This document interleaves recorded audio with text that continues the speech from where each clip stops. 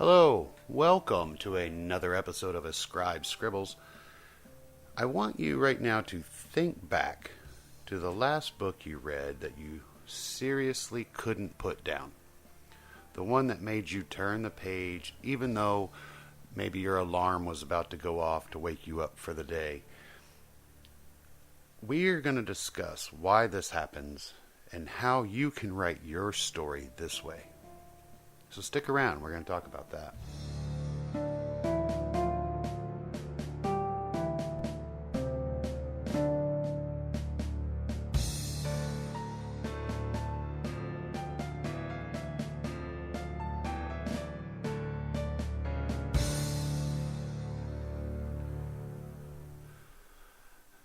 All right, couple of disclaimers before we begin.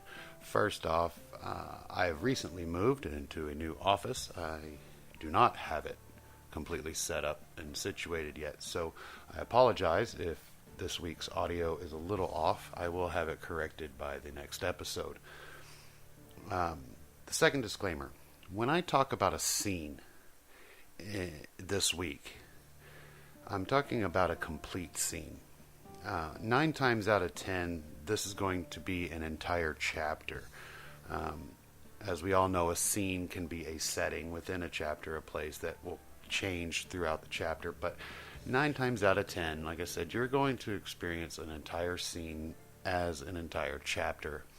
So when I'm talking about scenes this week, I want you to realize that I'm using this term as the good stopping point for the reader. Somewhere they're going to put the bookmark and close the book, go to bed, go to work, whatever they got to do. Now you got to realize that most readers don't stop in the middle of a chapter. Some do, some like to do that, but most of them will look for that stopping point, the next heading, the next act, whatever it is, and that's where they're going to put their bookmark. And the purpose of this week's topic, ending scenes, and in this podcast, is we want to get them to that point, but then make them have to turn the page and continue reading anyway. And the way that we do this is that you give the reader a question that they have to have answered. It's a burn inside. They must have this question answered. What happens next to the character? Why did so-and-so do or say whatever you just had them do or say? Where does that secret door go? And the questions that you give these readers, I want you to understand, they don't have to be exaggerated. They don't need to be some extravagant, world-altering question. It can be something as simple as, why did the main character just say what he just said? Simple questions work wonders. And the reason that they work wonders is that because you give them a simple question, they assume that the answer is going to be given right away. And when it's not, that question kind of festers. Now, most writers will tend to try to leave a scene on a cliffhanger. And cliffhangers do work. They give that sudden, oh my God, what's going to happen? I have to know right now. But they also tend to frustrate the reader. So if you're going to use a cliffhanger in your story, use it sparingly. Don't end every scene on a cliffhanger, not even every other scene. At most, I would say if you're going to have cliffhangers within the story, 1 or 2 at the most. Otherwise, your readers are going to get frustrated. They're going to throw that bookmark in and they're going to close the book, which is what we want to avoid. So instead, you want to use simple questions that the readers will assume are answered in the next few pages. Now, what happens is that often is the case when you're reading, you have a question, you turn the page, the answer isn't there. Instead, what you're going to find is that the answer to another question is in its place. And this is called staggering your questions and answers. So you start with your question setup. right? When you're writing your story, your question setups, this is what the first few chapters do. And we will discuss the question setups in a future week's theme, a future podcast. But once the reader is hooked on the story, now you have to start plotting how to keep them hooked. And your staggering of questions is important to this point. This can be your subplots, your twists, your turns. All of these options are really good for helping you stagger questions, because you can leave a question in chapter 6, but you don't have to answer it until chapter 10. So now, in chapters 7 through 9, you get the opportunity to ask more questions that will get answered later on in the book. You also have the opportunity to answer previous questions that will tie up a dead-end subplot or tie off a twist and turn back into the main plot line. So now that we have this knowledge that we need to leave questions for the reader and we have to stagger their answers, I hear you out there saying, okay, how do we end a scene and make the reader want to turn the page? Well, I'm so glad that you asked, because that's what this whole podcast topic is about, is ending the scene. And I'll tell you, when I read, one of the things that I notice, especially in the writings of authors that this is their first or second book, is that they want to leave these questions at the very end of the scene. So, for example, you're writing your story, blah, blah, blah, blah. The bad guy punches the hero falls to the ground unconscious, end scene. Now, I also use this method, but only if I will provide the answer on the next page or two. So as soon as they turn the page, they start the new chapter, we're going to find out what happens with this hero who is now unconscious on the ground. Instead of doing it this way, where you leave your question at the very end, almost like a cliffhanger, I've found that if you let the question, which in this case is, how does the hero get out of this predicament? If I let this fester for a bit, it makes the reader want to know, and they need to know, and they have to have the answer to what happens next, and they'll turn the page. So I would have the hero, in this example, get knocked out a page early, maybe even 2 pages early, before the end of that scene. And I want you to think about this for a second. Think about what this does for the reader.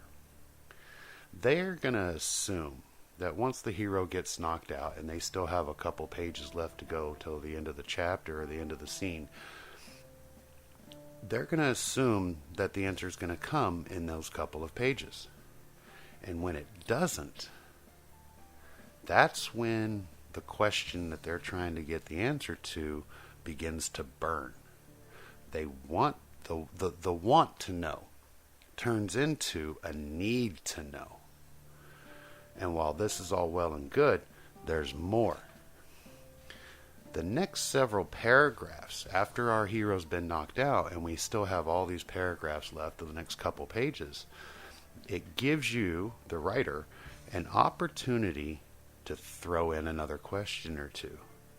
So now by the end of the scene, instead of your reader just asking, hey, what happens to the hero?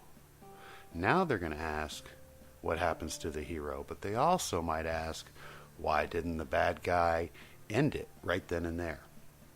Or, is the hero going to be rescued by somebody else? Is he going to die? Will there be a new hero? Is this just a dream the hero is having? Oh, and postscript here.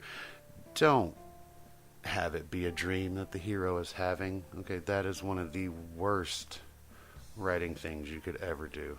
Don't ever make it a dream.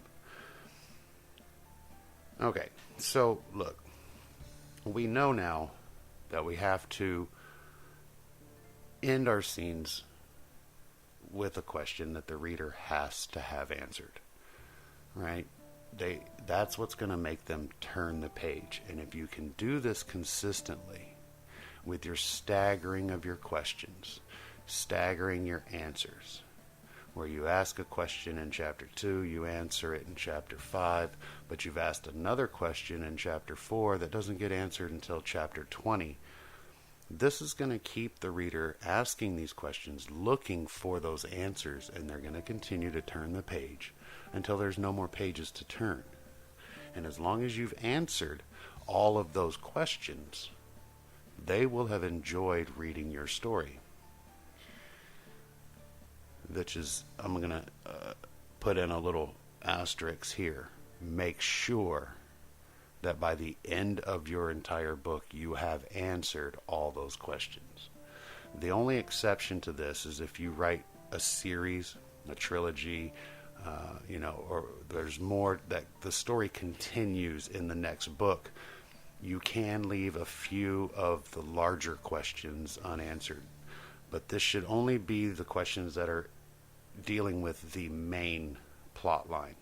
Subplots, twists, turns, the love interest, side stories, all of these things should be tied up by the end of that book. Because you want to make sure that the book is standalone. So if somebody picks up book number 2, they're not so completely lost that they don't understand it without having to read book number 1. So we know now, we ask these questions, we ask them sparingly, we answer them sparingly, and we stagger when we give the answers. And we give the reader the question that they must have answered. And again, this is just a simple question. Those simple questions burn hotter than those big, life-altering type of questions. And you want to do it before you actually end the scene. So have your question in there, at least a page, maybe 2, but give yourself time to skirt around the actual answer, provide a couple of more questions if you can, and then move on.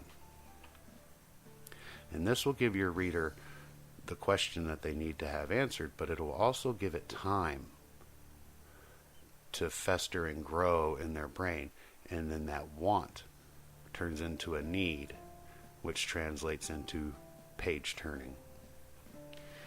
So now that we have that, we've wrapped up the scene topics that we have been talking about for the past few weeks. And next week we'll move on to a different topic. I still have the newsletter, which will be released tomorrow. You'll have a small little homework assignment that will cover properly ending a scene with questions. But I also want to point out that on the site right now, extradraft.com, the 5-draft method ebook is on pre-order. It is 30% off, but only until May 31st. So you have about 3.5 weeks. You go to the website, place in your pre-order. On June 1st, the ebook will be emailed out to those that have the pre-order. And on June 1st, the price will increase back to its regular pricing. All the information you need is on the site. You can find the navigation menu at extradraft.com. Go to the shop, and the ebook pre-order will be right there. All orders are done through Stripe, and you do it right there on the site. Everything is secure, and you're good to go. And again, as soon as June 1st comes around, the PDF ebooks will be distributed to those that have made the pre-orders. So now that that's done, head over there, join the newsletter if you haven't already, pre-order your copy of the 5-draft writing method, and until next week, have fun, write words.